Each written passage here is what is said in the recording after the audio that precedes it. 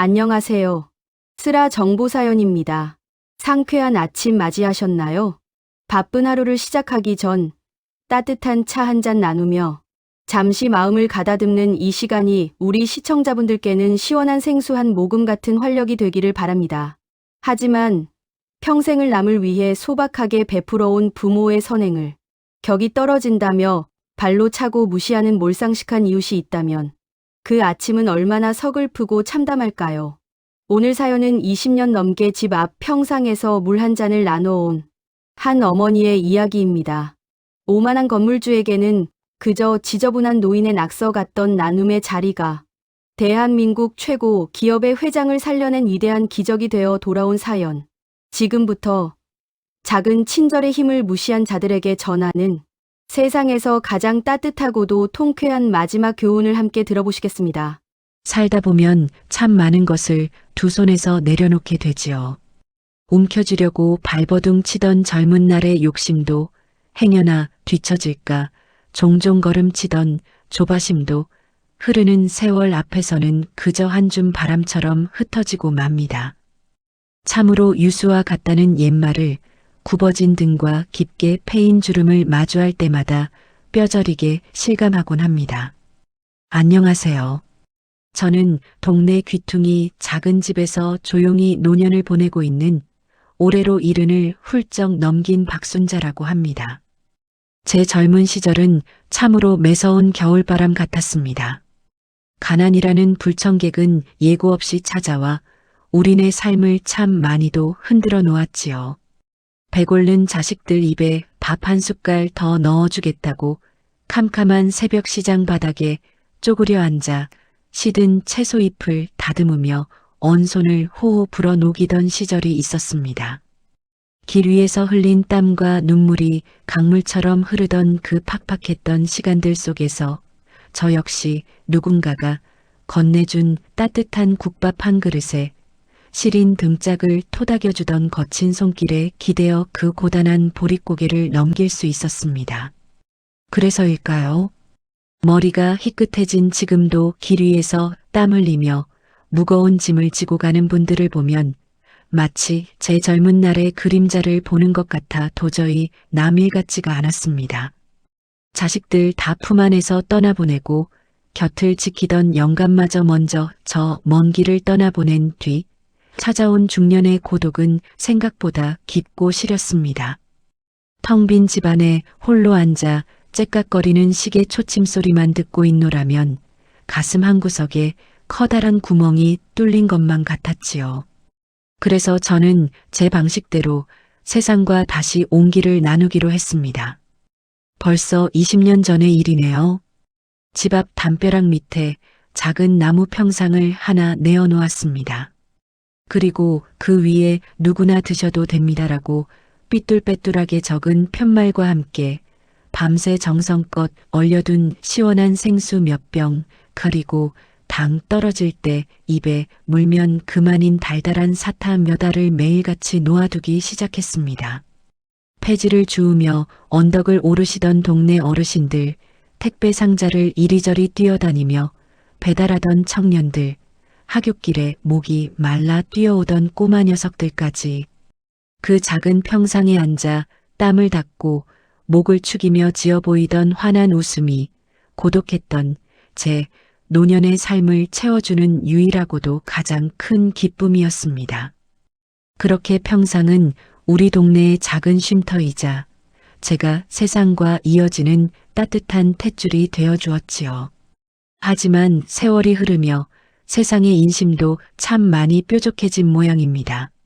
나누고 베푸는 것이 당연했던 우리네 옛 정은 온데간데 없이 사라지고 그 자리에 돈과 효율이라는 차가운 잣대만 남게 되었더군요. 최근 제 옆집에 으리으리한 새 건물이 들어섰고 서울 시내에서 왔다는 젊은 사내가 새 건물주가 되어 이사를 왔습니다.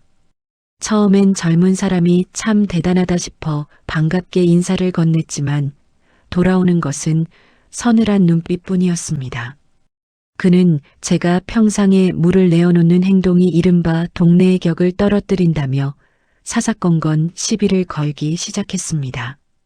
사람의 체온이 머물던 골목길이 어느새 차가운 아스팔트 바닥처럼 식어가는 것을 느끼며 제 마음 한구석에도 서늘한 바람이 불어오기 시작했습니다. 할머니, 여기서 이런 구걸판 좀 당장 치우라고요. 어느 날 오후 날카로운 고함 소리가 평화롭던 골목의 정적을 찢어놓았습니다. 할머니, 요즘 세상에 누가 이런 출처도 모르는 걸 마셔요? 괜히 동네에 거지들만 꼬이고 우리 건물 값어치 떨어지니까 당장 치우세요. 안 그러면 쓰레기 무단 투기로 구청에 신고할 겁니다. 말릴 틈도 없었습니다.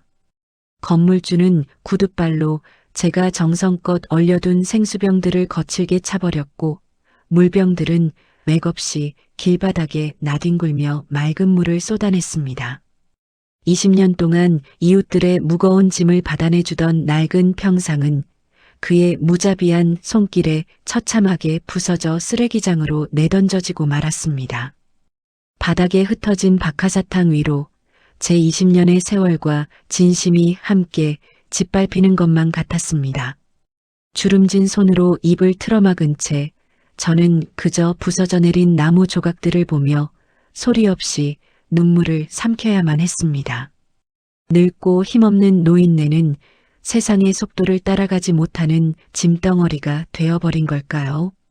건물주의 횡포는 거기서 멈추지 않았습니다. 그는 자기 건물의 주차장이 좁다며 제 낡은 집터까지 사들여 넓히겠다는 야심을 품고 있었지요. 저를 쫓아내기 위해 그는 교묘하고도 집요하게 저를 압박해왔습니다. 할머니, 법대로 하면 어차피 여긴 제 땅이나 다름없어요. 좋게 좋게 말할 때 보상금 조금이라도 쳐줄 테니 받고 나가시죠. 이런 구질구질한 나눔 장사나 하는 늙은이가 무슨 힘이 있다고 이렇게 질기게 버티세요? 어차피 곧 쫓겨날 노인네가 고집은. 그의 말은 예리한 비수가 되어 가슴에 박혔습니다. 그는 동네 사람들에게 저를 치매에 걸려 노망난 노인이라며 악의적인 헛소문을 퍼뜨렸고 심지어 제가 생수를 놓아두던 바로 그 자리에 악취가 진동하는 음식물 쓰레기통을 끌어다 놓는 악행까지 저질렀습니다. 뼈 빠지게 일해 자식들 키워내고 이제 한숨 돌리려니 세상은 제게 머물 자리 하나 내어주는 것조차 아까워하는 듯 했습니다. 중년과 노년을 넘어오며 숱한 풍파를 견뎌냈다 자부했지만 사람의 악의 앞에서 느끼는 고독과 무력감은 또 다른 차원의 아픔이었습니다. 그 모진 수모와 멸시 속에서도 저는 차마 그 깨진 평상 조각들을 버릴 수가 없었습니다. 비가 부슬부슬 내리던 새벽 저는 남몰래 쓰레기장으로 가 부러진 나무 판자들을 주워 모았습니다. 빗물에 젖은 사탕 껍질을 손에 쥐었을 때 참아왔던 눈물이 왈칵 쏟아지고 말았습니다. 제가 바란 건 대단한 명예도 누군가의 칭찬이나 돈도 아니었습니다. 그저 삶의 무게에 짓눌려 갈증난 이들에게 건네는 맑은 물 한 잔, 그 작은 진심뿐이었는데 말입니다. 나이가 들면 가진 것을 하나둘 비워내고 나누는 것이 삶의 순리라 믿어왔습니다. 비록 세상이 저를 비웃고 밀어낼지라도 제가 평생을 지켜온 사람에 대한 믿음과 나눔의 온기마저 쓰레기통에 버릴 수는 없었습니다. 저는 그저 그 상처난 나무 조각들을 품에 안고 언젠가는 이 차가운 골목에도 다시 따뜻한 봄바람이 불어오기를 조용히 두 손 모아 기도할 뿐이었습니다. 그러던 어느 날이었습니다. 여느 때처럼 집 앞을 쓸고 있던 제 귓가에 익숙하지 않은 육중한 자동차 엔진 소리들이 들려왔습니다. 곧이어 조용하고 초라하던 우리 동네 좁은 골목길이 갑자기 술렁이기 시작했지요.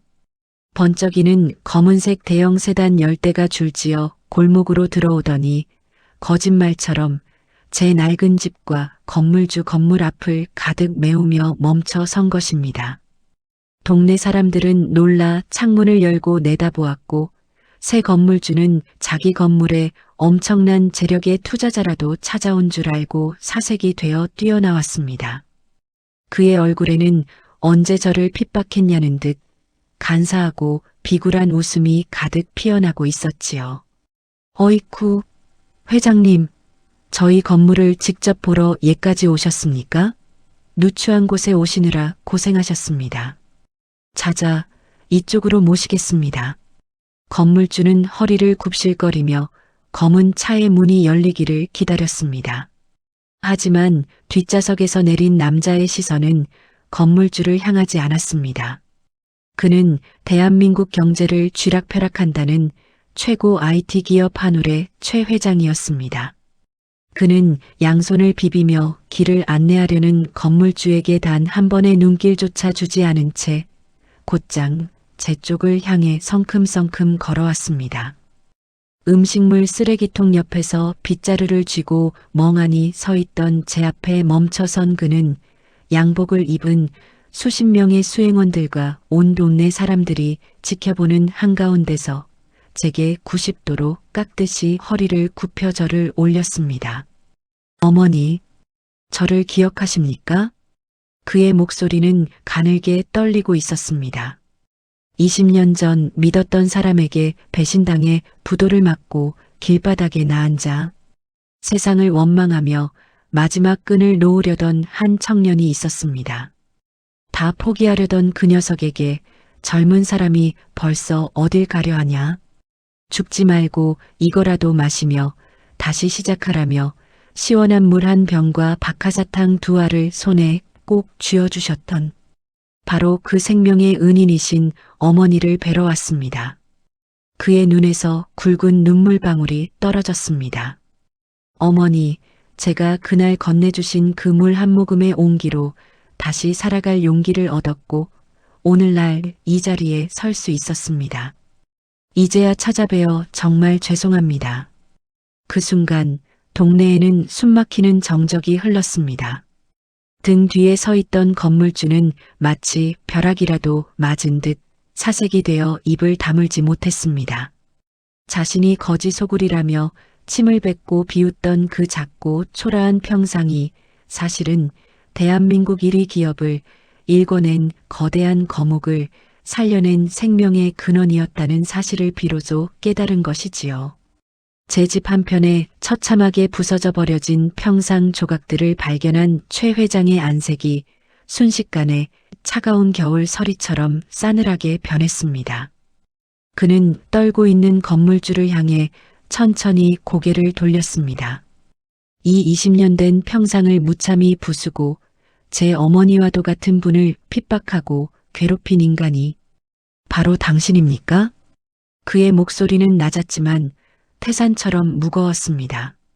당신이 가진 그 얄팍한 건물, 그리고 무리하게 추진 중인 그 오만한 사업, 제 모든 인맥과 법무팀을 동원해서라도 당신의 그 무례함과 교만함을 철저히 심판할 것입니다. 사람의 목숨을 살린 물 한 잔의 가치조차 모르는 천박한 자는 사람 사는 이 따뜻한 동네에 머물 자격이 단 한치도 없소? 인과응보라 했던가요?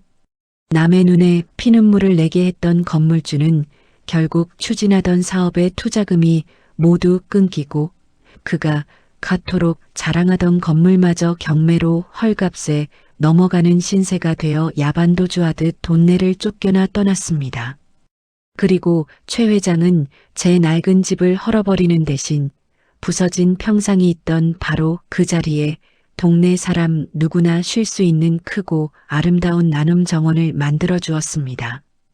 튼튼한 정자와 철마다 피어나는 아름다운 꽃들, 그리고 언제나 마르지 않는 시원한 음수대가 있는 그곳에서 저는 오늘도 이웃들과 옹기종기 모여 앉아 따뜻한 웃음을 나누고 있습니다. 나이가 든다는 것은 어쩌면 잃어가는 과정이 아니라 비워낸 자리를 보이지 않는 가치들로 다시 채워가는 아름다운 여정인지도 모르겠습니다. 돈이 없어도 세상이 알아주는 힘이 없어도 괜찮습니다. 내 곁에 누군가에게 진심을 다해 베푼 아주 작은 친절은 세월의 강물을 타고 흘러 반드시 더 크고 눈부신 기적이 되어 우리 삶으로 다시 돌아온다는 것. 저는 70이 넘은 이제야 제 작은 평상을 통해 온 세상에 그 아름다운 진실을 보여주게 되었습니다. 오늘 밤 여러분의 마음속에도 누군가를 향한 따뜻한 물 한 잔의 온기가 피어나기를, 그래서 남은 우리네 인생이 더욱 향기롭고 넉넉해지기를 두 손 모아 바라봅니다. 평안한 밤 되시길 바랍니다.